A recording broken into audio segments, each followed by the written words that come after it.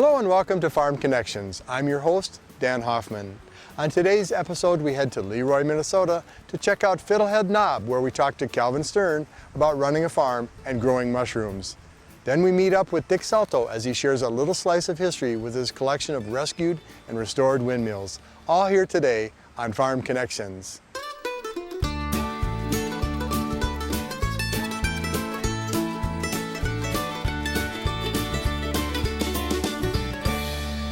Welcome to Farm Connections with your host, Dan Hoffman. Farm Connections' premier sponsor is Minnesota Corn. Programming supported by Minnesota Corn, working to identify and promote opportunities for corn growers, enhance quality of life, and help others understand the value and importance of corn production to America's economy.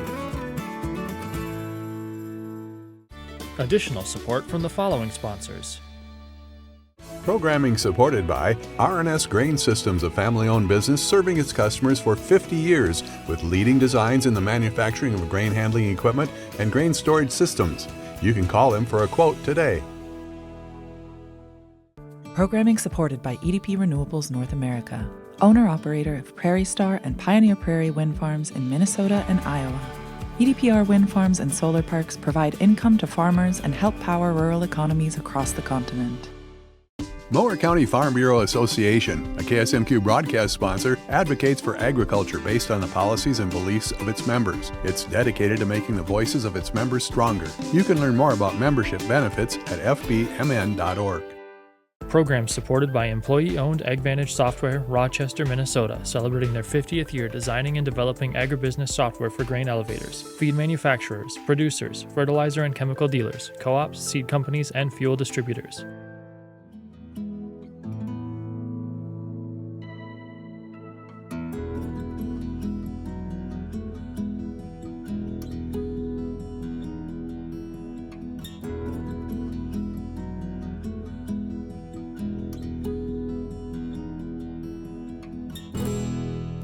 Welcome to Farm Connections. We traveled to rural Leroy, Minnesota to Fiddlehead Knob Farm, and with me today is Kalvin Stern. Kalvin, thanks for letting us come here. Hey, thanks for coming, Dan. What is going on at this place? Yeah, so my wife and I moved here all the way back in 2017 now, I think. And we dreamed of starting an organic farm, and we didn't really want to do vegetable farming. So we figured, let's do some mushrooms, because we also really love foraging for mushrooms and finding wild ones out in the woods. So we landed on mushrooms. Well, what a wonderful journey, but it doesn't sound like it started just here. It sounds like you wandered a little bit and then came back. Can you tell us about that? Yeah. So my wife and I met after high school, and we moved over to Stevens Point, Wisconsin, where we both went to school there. And we both went to school for international studies, but were really involved with some local food stuff, did a lot of foraging, and just kind of exploring out in the woods, and kind of fell in love with mushroom foraging. And then after that, there's a lot of stuff that happened in between there, but then after that, we moved to Boone, North Carolina, which was a really thriving local food scene, and we both got involved with, I was involved with a local biodynamic and certified organic farm, where we raised pigs, cows, veggies, all sorts of stuff. And then my wife worked with a local homeless shelter where we worked closely together, feeding folks with really good food. So we fell in love with local food kind of all throughout that time. And then moved back in 2016 and moved back to the farm, which was her great-grandpa's farm, and it was just sitting empty and needed some loves. So Kalvin, it sounds like you and your partner, your spouse, Rachel, have done a lot of traveling. You've done some educational experiences. You probably could have gone anywhere in the world. What brought you to rural Minnesota? Well, we both grew up here. We've got very big families in the area, which means a large support network, and that was something when we started raising our family, we're like, we really need a support network, as anybody does. And we moved back here. We had access to this 10-acre farm, which just needed some love, and we've been really working hard to make it beautiful for our children, and hopefully maybe someday down the future to invite others to the farm to do some farm tour stuff, or I don't know, the sky's the limit on that. So. Well, tell us about the history of this farm before you and Rachel began to nurture it and make it into your own. Sure. It used to be Rachel's great grandpa, so Bill Ullum, was the original one here at the farm, and her grandpa grew up in this house, and her grandparents now live just a mile down the road, so we see them very often. And they farmed corn and soy. They did dairy farming in this area, and for their entire lives. So, and they had this beautiful farm that we were just amazed to be able to purchase and to live our life here and build this new farm. It's a little bit different than the corn and soy, but you know. Well, sometimes there's not opportunities for everybody to be a traditional or corn soybean farmer, and you must have run into that perhaps? We did, and that was something we didn't necessarily want to do. We knew we wanted to do something different, and figuring out what worked and what didn't took a lot of time and figuring out and a lot of mistakes, but the mushroom farming was really something we were able to do in a very small space and to really go far with it in such a small space. And how long have you been working at this?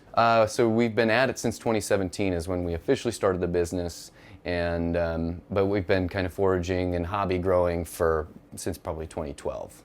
Would you say all your past experiences have kind of come together and manifested themselves here, or did you just randomly pick one or two experiences? Yeah, you know, I think I worked as a carpenter for many years, and again, Rachel with her organizing and working with nonprofits, she was really able to write some grants for us that were essential for our farm.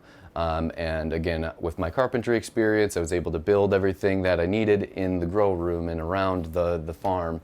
And yeah, so I think it all kind of culminated into this spot where we landed, and we couldn't be happier. What kind of response did you get from family and the community around you when you said, we want to be part of you? Yeah, you know, they were so supportive. You know, it's been a lot of back and forth, you know, whether or not we want to do this completely full time. But we finally made the jump a couple of years ago when Rachel quit her job and went full time on the farm.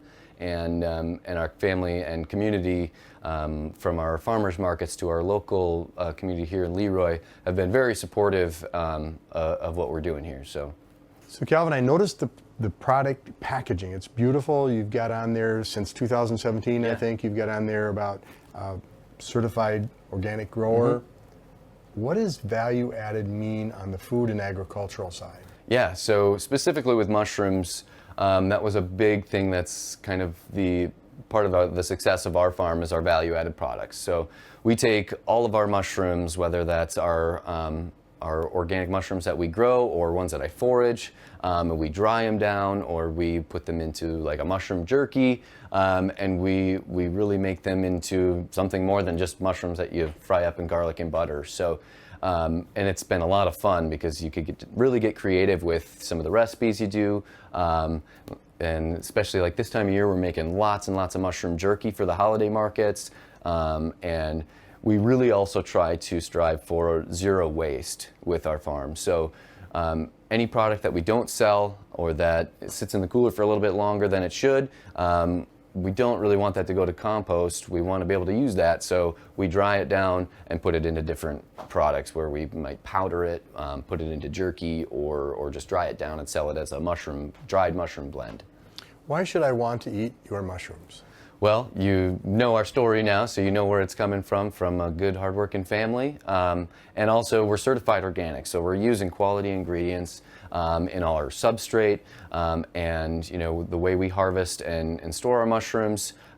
With that organic certification, we have to go through some pretty intense just audits and making sure our processes are very clean. And making sure that nothing is going into it that's going to compromise our product in any way. So, and we really strive to bring a quality product to our markets and to our customers, because otherwise our product wouldn't sell. So, tell us about the process you go through to bring us those delicious mushrooms. Yeah, so we grow everything here at the farm. We dry everything down on the farm. And basically we harvest mushrooms every day. We're harvesting 7 days a week, and we harvest them, go into our walk-in cooler, and then we send them out to different restaurants in the Rochester, Decorah, Mason City area, and do the Rochester Farmers Market. So. You must have some plans for the future. Yeah.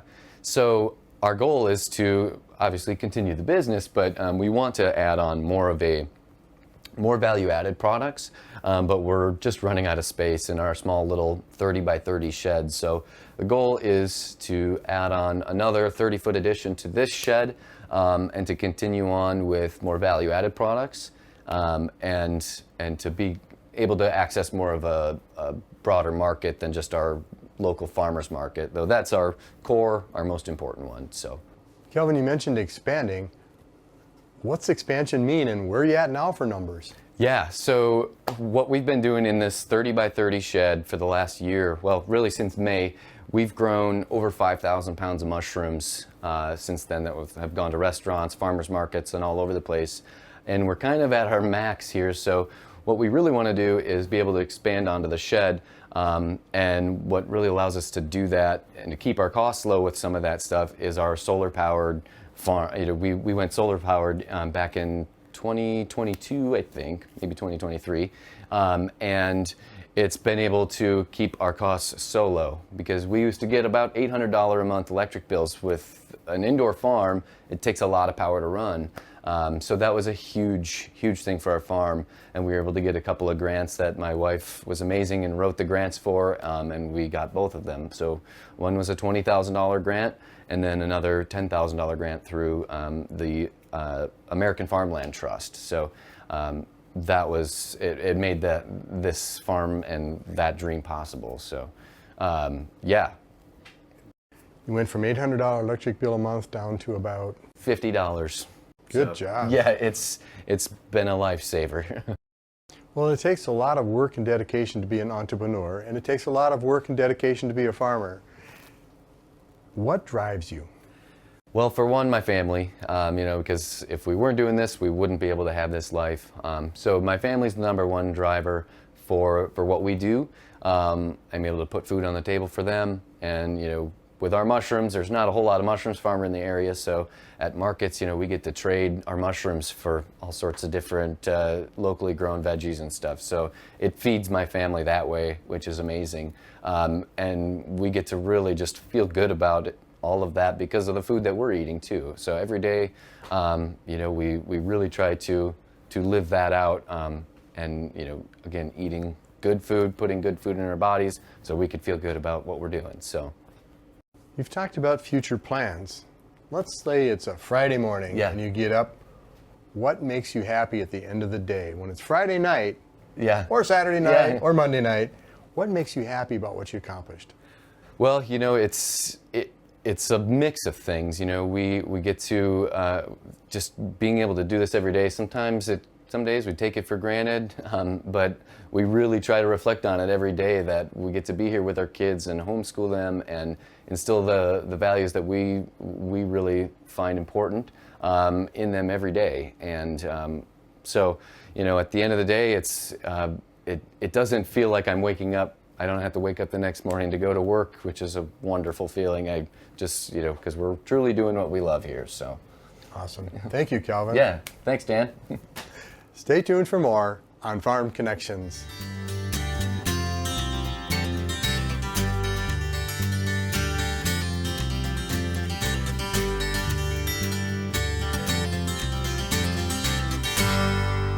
We traveled to Leroy, Minnesota, to the acreage of Ann and Dick Soltau, and Dick's going to tell us all about this wonderful windmill display he's put together.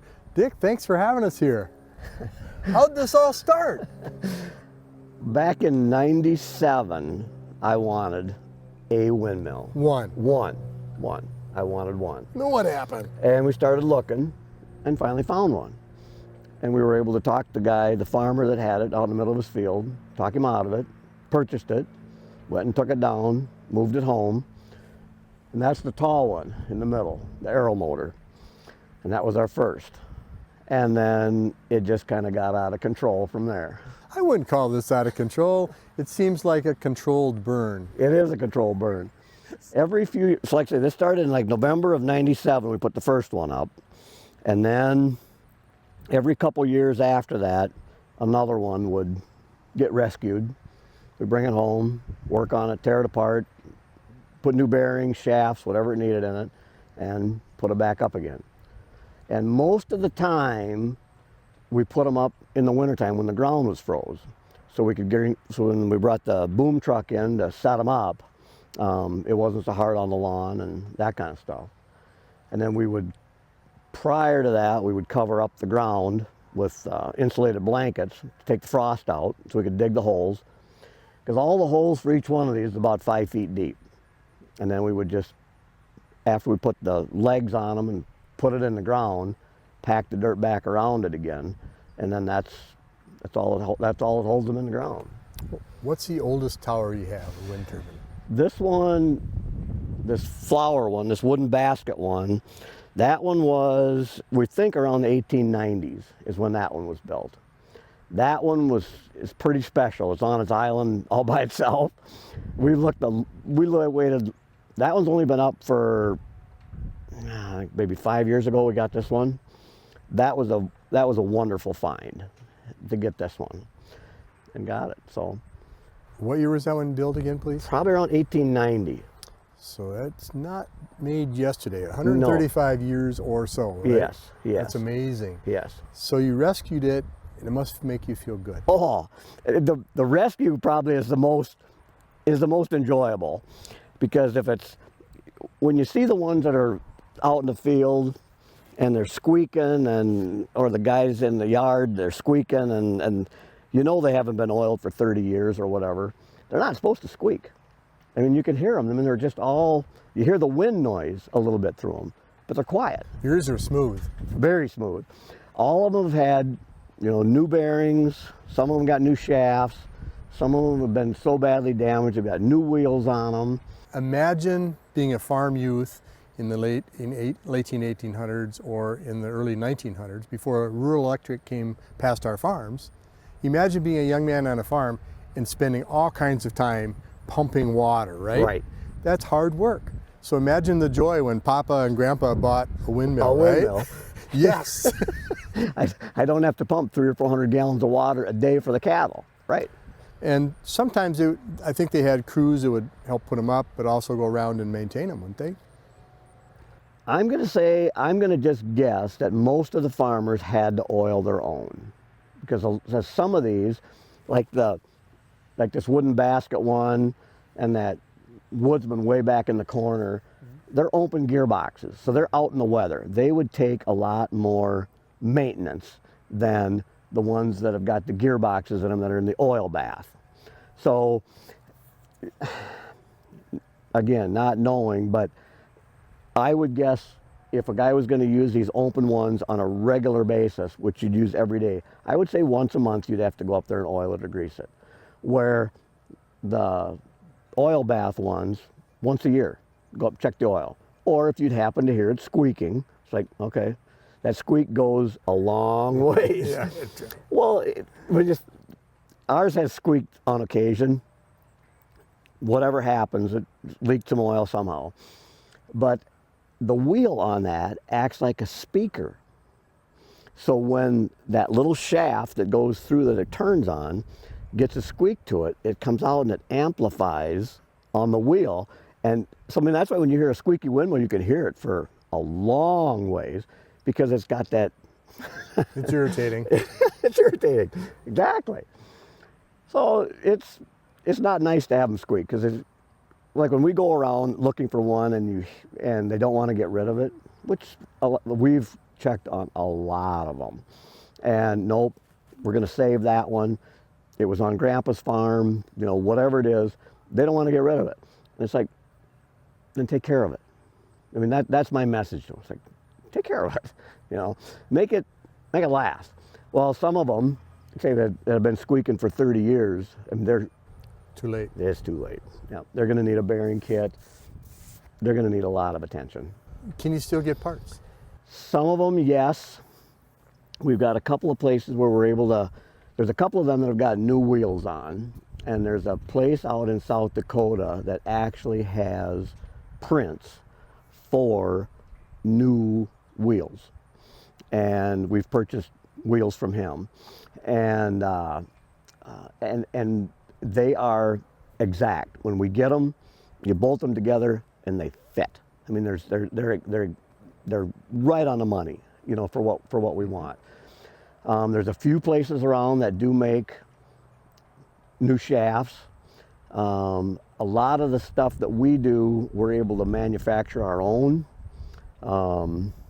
So there is a place up in Wisconsin that the guy actually sells brand new aero motor, complete. I mean, you can buy the tower, the head, everything. Or like for us, we need a bearing kit, okay? And we'll drive up there and say, okay, this is what we need, have our shopping list, and you'll go through the parts bins, pick all the stuff out, there we go. They've done well. Done well. Yeah. What do you hope that the public or people that come by take away from looking at your windmills? I don't know. It's just so much enjoyment for me. I mean, I enjoy the rescue. I enjoy finding them. I enjoy the rescue. I enjoy bringing them home. And then when I get them in the shop, it's like, what was this manufacturer thinking? You know, as you take it apart, it's like, huh. And, you know, then you put it all back together again and make it work. And it's just, my dad always said, when it's gone, it's gone. These aren't gone. No. You've preserved for your enjoyment, but also your family and the community. And you even put a little cabin back there with an observation deck, right? Yeah. That was a lucky deal. I feel very fortunate to have that little patio back there. It's very relaxing to go out there and sit and, you know, have a cup of coffee or a root beer float or whatever you want to do, and just sit there and look at them. And just, it's like a big picture that you're looking at. Well, if I understand it correctly, you even have children that travel from far away and grandchildren to either watch and observe or stay in the cabin, right? Right, yep. I've got a grandson that when he comes down, he likes to stay in the cabin. So we put an air mattress up out there and he stays there with us, so. Nice. Yeah. You mentioned earlier about the tail and moving it or locking it. Yep. Let's say a huge wind is coming. I don't worry about mine anymore. I used to when we first started because I wasn't that familiar with what was going to happen. But when the wheel and the tail are perpendicular, that's making maximum power. And when you turn the tail so that the wheel is turned not facing directly into the wind, because the wind will follow the tail. So when you turn it a little bit, the wind will glance, it's a glancing blow off the face. So you're not getting full power out of it. So the wind today is very minimal. The flags aren't even hardly moving, and they're turning all real nice and slow. On a day when we have heavy thunderstorms and 50, 60 mile an hour winds, we've got these all adjusted so the tail is not tight, so the brakes are not set, but they're close. And so that way the wind will glance off of them, and you can see them, they're turning reasonably fast, but nowhere near the speed that they're going to wreck themselves. So I mean, I like to keep them running because it's fun to watch them turn, and it keeps all the parts oiled, you know, because the oil bath and the little dippers that are in there keeps everything moving, so they stay nice and quiet. Again, just to summarize, Dick, why do you do this? It's just so much enjoyment. I mean, it's just, everybody's got to have a hobby, or should have a hobby. And I don't want to say this is a hobby, but it's about as close as you can get to one. And I enjoy the mechanical stuff. I enjoy being around them. I enjoy talking about them. And when somebody stops by, just out of the blue, that you have no idea who the people are, and they want to visit about it, it's like, I got time. This is great. So, kind of what you're looking for? That's wonderful. And your passion, and you're sharing it, and you're giving back to the people in the community. Thank you, Dick. Okay. And thanks for sharing with the audience at KSMQ. Okay, thank you. That does it for now. I'm Dan Hoffman. Thanks for joining us here on Farm Connections.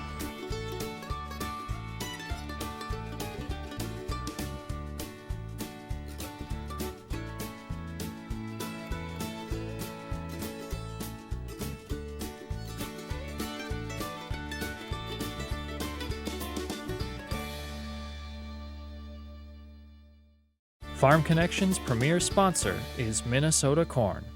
Programming supported by Minnesota Corn, working to identify and promote opportunities for corn growers, enhance quality of life, and help others understand the value and importance of corn production to America's economy. Additional support from the following sponsors. Programming supported by R&S Grain Systems, a family-owned business serving its customers for 50 years with leading designs in the manufacturing of grain handling equipment and grain storage systems. You can call him for a quote today. Programming supported by EDP Renewables North America, owner-operator of Prairie Star and Pioneer Prairie wind farms in Minnesota and Iowa. EDPR wind farms and solar parks provide income to farmers and help power rural economies across the continent. Mower County Farm Bureau Association, a KSMQ broadcast sponsor, advocates for agriculture based on the policies and beliefs of its members. It's dedicated to making the voices of its members stronger. You can learn more about membership benefits at fbmn.org. Program supported by employee-owned AgVantage Software, Rochester, Minnesota, celebrating their 50th year designing and developing agribusiness software for grain elevators, feed manufacturers, producers, fertilizer and chemical dealers, co-ops, seed companies, and fuel distributors.